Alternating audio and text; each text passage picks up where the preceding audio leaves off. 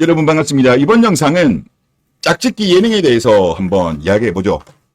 지금 짝짓기 예능이 정말 많습니다. 이게 몇 년 전부터 이런 현상이 많이 발생했고, 가장 인기 있는 프로그램이 나는 솔로 프로그램이죠. 그러다 보니까 나는 솔로만 리뷰하는 유튜버도 있습니다. 그리고 조회수도 상당히 잘 나와요.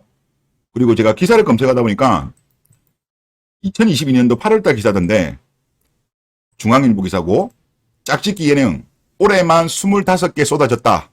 8월달 기사인데도 이래요. 지금도 엄청나게 많이 쏟아지고 있습니다. 그리고 이런 현상은 아마 당분간 이어질 것 같은데, 그러면 이런 현상이 발생하는 거는 결국은 환경적으로 봤을 때 방송이라는 거는 시대상을 반영하죠.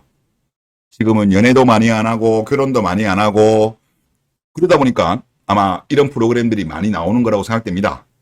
그리고 방송국 입장에서 보면 요즘 방송국들이 제작비를 줄이고 있어요. 아무래도 요즘은 OTT라든가 유튜브라든가 이런 대체 프로그램들이 많이 생기다 보니까 방송국들이 관찰 예능이라든가 하여튼 제작비 작게 드는 쪽으로 가고 있어요. 그리고 짝짓기 예능 같은 경우도 제가 검색을 좀 해보니까 제작비가 정말 적게 든대요. 상대적으로 화제성은 높죠. 가성비가 좋다는 거예요. 그래서 이런 프로그램들을 많이 만드는 거고, 그리고 기본적으로 방송이라는 것 자체가 주 시청자가 남자보다는 여자죠. 그리고 더군다나 요즘은 결혼 못한 30대 여자들이 워낙 많습니다. 그래서 우리가 비업 누노 드라마도 이제 여자들이 좋아하는 여자 성향의 어떤 그런 드라마들이 많이 나오는 것도 다 이런 거랑 일맥상통한 거죠. 그런데 이게 문제가 뭐냐면, 여러분도 아마 보신 분들은 아실 거예요. 20대 여자는 거의 없어요. 출연자들 보면 짝짓기 예능에서 20대라고 해봐야 28, 29. 대부분은 30대죠. 그리고 35 넘은 여자들도 많아요. 40대도 나오기도 합니다. 그리고 남자 출연자들은 보통 어떻습니까? 고스펙 남자들이 많아요. 전문직들 많죠. 아니면 돈이 많든가. 오히려 심지어 보면 대기업 다니는 남자들이 초라해 보일 정도로 고스펙 남자들이 많아요. 인물 좋은 사람들도 많고, 반면 여자들은 스펙이 많이 딸립니다. 물론 스펙 좋은 여자들도 있긴 한데, 여자에게 있어 최고의 스펙은 뭘까요? 어리고 이쁘고잖아요. 그런데 20대가 별로 없다니까? 그러니까 남자는 고스펙 남자가 많이 나오는 거죠. 여자는 고스펙 여자가 별로 없어요. 나이를 빼더라도. 근데 나이까지 감안하면 더욱더 이게 매칭이 안 되는 거예요. 제가 봤을 때는. 그리고 이렇게 하는 이유가 뭘까요?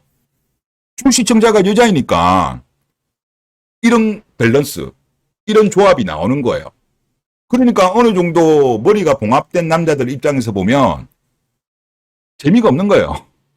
예전에도 저는 이거 좀 보다가 요즘은 아예 안 보거든요. 뻔한 내용이고 조금 저는 보면 좀 역겹다는 생각이 좀 많이 듭니다. 그리고 또 남자 출연자들이 하는 거를 보면 좀 물소들 있죠. 수인남들이 많이 나옵니다. 아무래도 제작진들이 그런 남자를 아무래도 더욱더 섭외하지 않았을까라는 생각이 들어요. 그런데 이게 참 안 좋은 영향을 주는 게 뭐냐면 신데렐라 컴플렉스라고 아마 여러분들 들어보셨을 겁니다. 마치 신데렐라처럼 자기의 인생을 바꿔줄 왕자님을 고대하는 의존 심리를 말하는 건데, 즉 남자 하나 잘 잡으면 된다. 요거를 이용하는 거예요. 즉 30대에 결혼 못한 여자들의 이 심리를 적용하는 거죠. 그러니까 남자들은 능력이 좋고 스윗한 남자들을 많이 데려옵니다. 그리고 여자들도 데려오죠. 하지만 30대 남자들이 그 여자들한테 구애하는 걸 보면 엄청나게 스윗하게 하거든요. 그런데 저는 제가 볼 때 그게 그 남자들 중에 실제로 정말로 마음이 있어서 그런 것도 있겠습니다만은 방송에 나왔으니까 어쩔 수 없이 괜히 좀 까칠하게 했다가는 전 국민의 K녀들한테 욕 들어 먹을 수도 있기 때문에 조금 자기적으로 거짓으로도 하지 않나라는 생각이 좀 들어요. 그걸 알 수 있는 게 뭐냐면, 여러분들 나는 솔로가 지금 진행한 지가 꽤 됐잖아요. 하지만 실제 결혼 성사율은 엄청나게 낮습니다. 왜 그렇게 낮을까요? 즉 애시당초 이게 조합이 안 맞았던 거예요. 즉 남자들의 스펙은 높아요. 전문직도 많아, 의사도 많아, 변호사도 많이 나오죠. 하지만 그들이 원하는 거는 어리고 이쁜 여자예요. 그런데 막상 나오는 여자들은 그런 여자들이 별로 없어요. 그리고 여자들 또한 자기 객관화가 안 된 여자들이 많아요. 공주병 환자들 너무 많이 나와. 그러니까 당연히 뭐 예를 들어서 방송 내에서는 커플이 성사되었지만 실제 결혼까지는 골인이 안 되는 거예요. 그래서 실제 결혼까지 많이 못 가는 거라니까요. 그러니까 이게 방송을 단순하게 보면 안 되죠. 방송이라는 거는 그 어떤 영향력이라는 게 엄청나게 크잖아요. 안 그래도 대한민국이 지금 30대 이자들, 20대 이자들이 오냐 공주병 환자들 천지인데 이들한테 신데렐라가 될 수 있다는 환상을 심어주고 있는 거예요. 현실성이 없어요.